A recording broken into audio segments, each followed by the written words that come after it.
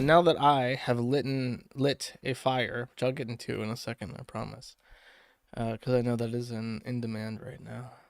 Um, People have raised some criticisms of donations alert, which I use because it is Russian, and as we all know, Russian is very scary. Whenever I see the Cyrillic alphabet, I freeze. My intestines knot up, my skin crawls. So if you are afraid of Russians, but you want a super chat, I would encourage you to look at privacy.com because it's a way to like make fake gift cards using your credit balance that work with any name and any postcode. And I would also suggest PrivacyTools.io for like a general suite of basically everything you could hope for. Like for instance, I would suggest making either alternate ego like email addresses using one of these providers, or using an email forwarding service so that you don't have to have two different email addresses. But then I would also suggest a password manager like Bitwarden or whatever they suggest. Not giving me money, that's okay, Punish World. You don't have to give me money. Your endless time and adoration is more than enough. In case you're wondering, no, I'm not particularly black pill this week. It's just the motive I'm going for. I watched this video and actually suggested, even if you don't play video games, it's called the Immortal design of Diablo Immortal by a guy called Josh Strife Hayes. And I've never watched this guy's channel before, but it's a very interesting 45-minute look at the monetization practices of a mobile game for the Diablo franchise that came out last month. And this video is a month old. I missed it, but I just saw it, so whatever. It is actually mind-boggling the amount of deliberate complexity in the mobile game monetization suite. He goes over how there are 23 different currencies which obfuscate the way that they take your money and encourage you to spend money to get the legendary items out of it, and how they bypass like Belgian anti-loot box systems by using the game element almost as just a shim to make the reward mechanism and the payment mechanism just far enough away from each other so that they don't qualify as loot boxes. It's really, really interesting, and it makes me more sad than that video does. It makes me really sad because when I grew up, I remember my next door neighbor was a kid my age, and he had two parents that were like cool, I guess. They played video games. They were huge into World of Warcraft and Diablo 2.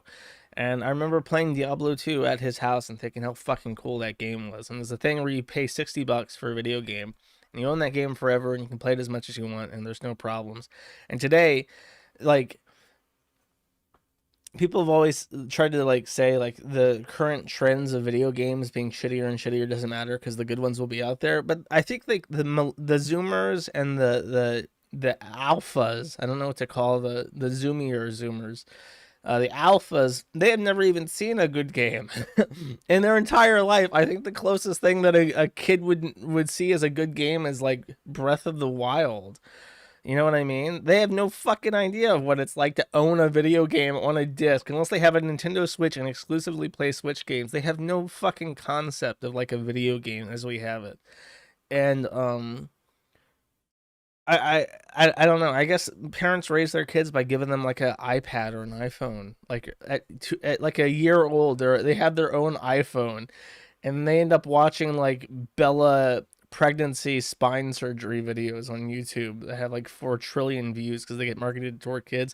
And then they download Diablo Immortal and they pump $100 a month into premium boxes and shit. I don't know. It really is. I feel bad for people becoming parents like right now, because it's like, what do you do? What do you do with your fucking your little shits? How do you keep them occupied without getting them into the YouTube algorithm and being brainwashed by crazy creepy pause shit and having them addicted to your cell phones? It's a luxury to have like a stay-at-home parent. So what the fuck do most people do when they have a kid? Have you heard of Star Sector? Yeah, Seth did a video about that. I don't play that many video games, and I probably shouldn't. I got too much to do that I can't be playing video games. But like, I remember a lot of games very fondly growing up. It's like a, kids play video games, and nowadays they're so exploitative. They're genuinely exploitative, and I think that there's like a huge sector of people who are genuinely depressed and they just want to be good at something, so they end up picking up one of these games and they just dump $20,000 into it, because then once they have all, like, the way that this game in particular works is that when you party with people and you put in like your legendary crests to up your loot for that run, everybody in your party gets a small bonus from each of your crests. So if everybody in your party puts in a crest, then everybody gets like a massive bonus to their loot finds at the end of the run. So if you're someone who's like pouring in hundreds of dollars to get cool items, and then on top of that, because your cool items make your run times faster, but then you're also giving them crests and shit so that they get cool items too, then that's like buying popularity in this video game. It really, it's something that exists exclusively to prey upon people who have some disposable income and basically nothing else going on for them, and it's very sad. But I don't know. I don't want to talk too much about it. I guess I already did. Too late for that. Love me some gacha. People are comparing this to gacha games, which I vaguely know.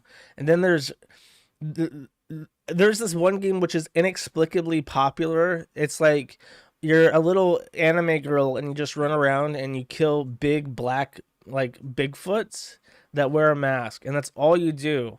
And from what I understand, nobody plays the actual game, and it's just like a thing that but everybody seems to know about it. Genshin. Yeah, Genshin Impact. All you do is you run around as a little girl and you kill Bigfoots. But everybody is more about like, I have to put money into this to unlock more little girls to kill Bigfoots with, and it's like a social game or something. Look, I have no fucking idea about the animes, but apparently that's very exploitative, and then the Diablo Immortal is somehow even worse. Okay.